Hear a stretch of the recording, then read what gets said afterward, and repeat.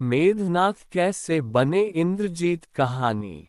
लंका के महाराज रावण का सबसे प्रिय और वीर पुत्र था मेघनाद, जिससे बाद में इंद्रजीत नाम मिला। उसका जन्म ही अद्भुत घटनाओं से जुड़ा हुआ था।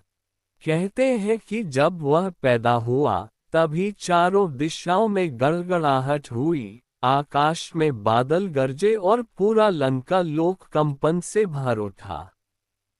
इसी कारण उसका नाम पड़ा मेघनाद। मेघ इक्वल्स बादल, नाद इक्वल्स गर्जना। इंद्रलोक पर चढ़ाए। बचपन से ही वह शस्त्र विद्या और मायावी युद्ध कला में निपुण था। जब वह युवावस्था में पहुंचा तो अपने पिता रावण की आज्ञा से देवताओं पर विजय प्राप्त करने के लिए चला। उसने देवताओं के नगर अमरावती पर आक्रमण किया। उस युद्ध में उसने इंद्र को पराजित कर दिया और उन्हें अपने बाणों से बांध लिया।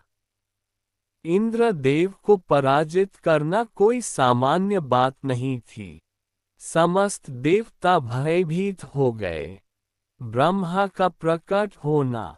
जब मेघनाद इंद्र को बंदी बनाकर लंका ले जाने लगा, तभी ब्रह्मा जी प्रकट हुए। उन्होंने मेघनाद को रोका और कहा, वत्स, इंद्र को बंदी बनाना उचित नहीं है, उसे मुक्त करो। मेघनाद ने ब्रह्मा की आज्ञा का पालन करते हुए इंद्र को छोड़ दिया। अद्वितीय वरदान। ब्रह्मा उसकी वीरता और आज्ञा पालन से प्रसन्न हुए और बोले, हे मेघनाद, आज से तुम इंद्रजीत कहलाओगे, क्योंकि तुमने इंद्र को युद्ध में जीतकर बंदी बनाया। तुम्हें यह अमर उपाधि सदा रहेगी। फिर उन्होंने उसे अनेक शक्तियां और वरदान भी दिए, जिनमें से सबसे बड़ा ये था कि जब तक वह युद्ध से पहले यज्ञ पूरा करता रहेगा तब तक कोई भी उसे पराजित नहीं कर सकेगा।